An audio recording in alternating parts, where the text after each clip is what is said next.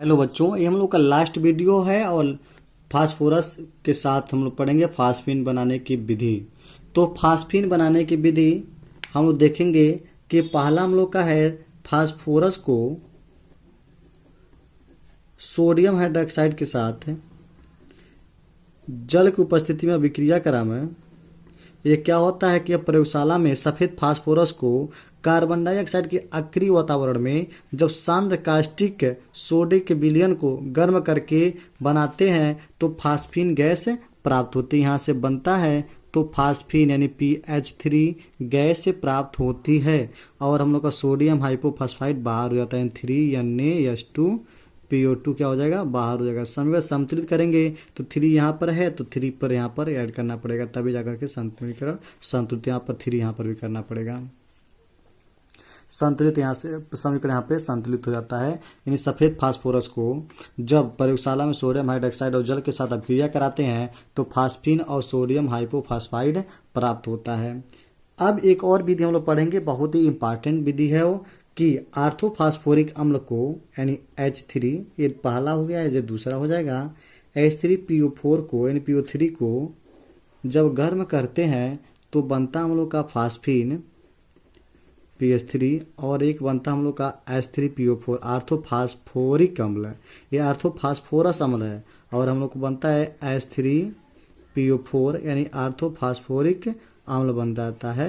ये हम लोग का आर्थोफास्फोरिक अम्ल और आर्थोफास्फोरस अम्ल है। तो यहाँ से फास्फीन हम लोग का यहाँ से भी प्राप्त हो जाता है। ये बहुत ही दोनों के दोनों बहुत ही इंपॉर्टेंट क्वेश्चन है, आप लोग इसको 100% तैयार कर लीजिएगा अभी तुरंत। तो नेक्स्ट हम लोग देखेंगे भौतिक गुण। इसका फिजिकल प्रॉपर्टी यानी भौतिक गुण, यह रंगहीन सड़ी मछली जैसी विषैली गंध है। दूसरा है वायु से भारी है, यानी हवा से जो होता है भारी होता है। यह जल में कम विलय है, यानी जो जल होता है इसमें फास्फीन होता है बहुत ही कम मात्रा में विलय होता है, सिर्फ कम नहीं बहुत कम विलय होता है। और इसका केमिकल प्रॉपर्टी नेक्स्ट आगे देखेंगे। तो इसका रासायनिक गुण यह होगा कि फास्फीन को यानी फास्फीन को इस समीकरण संतुलित कर दीजिएगा, यहाँ पे 4 कर दीजिए, यहाँ पे 3 कर दीजिए, समीकरण संतुलित हो जाएगा। यहाँ पर देखो फास्फीन को जब नाइट्रिक अम्ल के साथ अभिक्रिया कराते हैं या NO3 के संग तो बनता हम लोग का फास्फोरस पेंटा, क्या बनता है P4H10 फास्फोरस पेंटा ऑक्साइड है, ध्यान दीजिएगा। ये हम लोग का पेंटा ऑक्साइड प्राप्त होता है और 32 जो होता है उसके नाइट्रोजन डाइऑक्साइड के अणु प्राप्त होते हैं और 22 जल के। समीकरण इधर संतुलित करना हो तो यहाँ 4 कर देंगे, यहाँ पे 32 कर देंगे, समीकरण हम लोग का संतुलित हो जाएगा। आगे देखते हैं इसके कि इसका अपघटन जब कराते हैं, यानी पहला हो जाएगा दूसरा हो जाएगा। जब इसका अपघटन जब कराएंगे तो फास्फीन का यह अपघटन होता है 440 डिग्री सेल्सियस पे, तो फास्फोरस प्राप्त होता है और हाइड्रोजन प्राप्त होता है। तो 3 और यहाँ से 2 कर देंगे और यहाँ पे 2 कर देंगे, समीकरण संतुलित हो जाएगा। यदि ऑक्सीजन की उपस्थिति में इसको जलावें, फास्फीन को ऑक्सीजन की उपस्थिति में यदि जलाया जाए तो बनता मेटाफास्फोरिक अम्ल यानी HPO3 और जल बाहर हो जाता है। और इस पर समीकरण संतुलित कर दे 2 हो जाएगा, समीकरण संतुलित हो गया।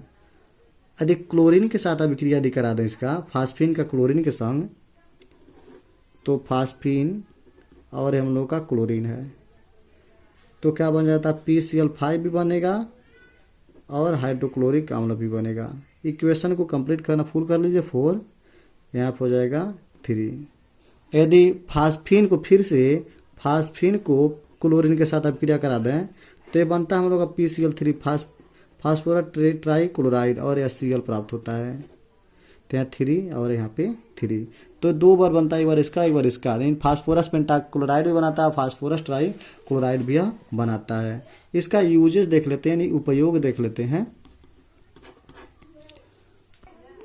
इसका जो उपयोग होता है धातुओं के फास्फाइड बनाने में इसका उपयोग किया जाता है, और समुद्री यात्राओं में होम्स सिग्नल बनाने में किया जाता है। होम्स सिग्नल मतलब होता है समुद्री जब यात्रा करते हैं लोग तो इसको आग लगा दिया जाता है। मान लीजिए पीछे का जो जहाज है, आगे के जहाज जो कैसे मान लीजिए एक आगे जहाज जा रहा है, पीछे जहाज रात में कैसे देखेगा, समुद्र में है सभी, तो क्या किया जाता है फास्फिन का उपयोग करके इसमें आग लगाने का काम किया जाता है। तो उसको जलाने में काम किया जाता है, ऑक्सीजन के संपर्क में आता है तो यह जलने लगता है और मेटाफास्फोरिक अम्ल बन जाता है। यहाँ पे रिएक्शन दिया गया है, तो ये जलता है ताकि पीछे वाला जो होता है इसको जान जाता है कि आगे हमारा जहाज यहीं पर है। रात के लिए उपयोग किया जाता, पहले जो किया जाता था जब हम लोग का बल्ब नहीं था, तो ये होम्स सिग्नल करने में किया गया उसको, और उस सिग्नल को नाम रख दिया गया होम्स सिग्नल। तीसरा हम लोग देखेंगे धुएं के पर्दे बनाने में, एक कैल्शियम फास्फाइड का धुआं का पर्दा बनाने में इसका उपयोग किया जाता है। और इसी के साथ हमारा पी ब्लॉक नाइट्रोजन परिवार समाप्त हुआ। इसमें आप लोग पढ़ेंगे मान लीजिए उसका फास्फोरस के ऑक्सो अम्ल जो और ऑक्सी अम्ल है उसको आप लोग बुक में देख लीजिएगा, उसमें अच्छे से समझा दिया गया एनसीईआरटी पैटर्न वाले बुक में। और फास्फोरस के अपरूप भी देख सकते हैं कि थोड़ा सा बता दे रहे हैं, हिंट दे दे रहे हैं, समझ जाइएगा। फास्फोरस जो होता है उसके 3 अपरूप होते हैं, एक सफ़ेद या पीला फास्फोरस होता है, एक लाल फास्फोरस, एक काला फास्फोरस होता है। इसको आप लोग थ्योरी टाइप का इसको लिख लीजिएगा कि इसमें क्या होता है कि एक सफ़ेद या पीला फास्फोरस जो होता है वह हम लोग का चतुपरमाणिक अणु से बना होता है, इनके बीच का कोई 60 अंश का होता है। जबकि जो लाल फास्फोरस होता है उसकी जो संरचना होती है श्रृंखलित संरचना पाई जाती है। ये थोड़ा सा अंतर है, इसको बुक से देख लीजिएगा, समझा भी दे रहे हैं यहाँ पर, समझ लीजिएगा अच्छी तरह से, आप लोग ध्यान से दीजिएगा कि जो सफ़ेद फास्फोरस होता है, मान लीजिए फास्फोरस के बहुत सारे अपरूप होते हैं, 3 अपरूप है, सफ़ेद, पीला, लाल फास्फोरस, काला फास्फोरस, सफ़ेद फास्फोरस। जो सफ़ेद फास्फोरस होता है वह क्या किया जाता है कि लाल फास्फोरस को आखिरी गैस में 550 डिग्री सेल्सियस पे, मान लीजिए लाल कोई फास्फोरस है,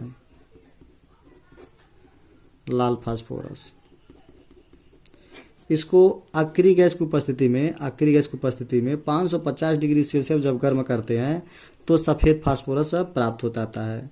इसका चतुपरमाणिक अणु से बना हो जाता है। तो इसका संरचना बनाना और सफ़ेद फास्फोरस का, तो फास्फोरस और 4 लोगों के साथ ये साझा भी किया रहता है। तो फास्फोरस इसके बीच का गुण जो होता है 60 अंश का होता है। लेकिन तो वहीं पर जो लाल फास्फोरस जो होता है इसको समझ लीजिएगा अच्छी तरह से, इतना ही है काफ़ी। लाल जो फास्फोरस होता है यह फास्फोरस को यानी सफ़ेद फास्फोरस को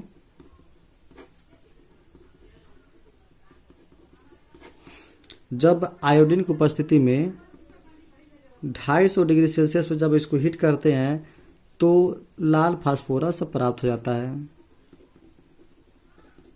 इसकी जो संरचना होती है श्रृंखलित संरचना होती है। इसी का लाल फास्फोरस जो होता है रासायनिक रूप से कम अभिक्रियाशील होता है और इसका घनत्व व गलनांक और ज्वलन भी ऊंचे होते हैं। तो इसका जो संरचना बनती है, कैसे संरचना देख लीजिए, आता बहुत बार संरचना इसका। तो इसका संरचना ऐसे बनती है, फास्फोरस, आगे भी रहता है फास्फोरस, इधर भी रहता है, फिर से फास्फोरस यहाँ भी रहेगा, फास्फोरस, मतलब ऐसे भी बनाते जाएंगे, ऐसे आगे संरचना इसकी बनती जाएगी। सफ़ेद फास्फोरस की संरचना थी और ये लाल फास्फोरस की, नहीं सॉरी, ये सफ़ेद फास्फोरस की संरचना थी और ये लाल फास्फोरस की संरचना थी। और इसी के साथ हमारा आज का ये वीडियो यानी कंप्लीट हुआ नाइट्रोजन परिवार। नेक्स्ट अगले वीडियो में हम लोग मिलते हैं अगले चैप्टर के लिए ऑक्सीजन परिवार के। तब तक के लिए धन्यवाद।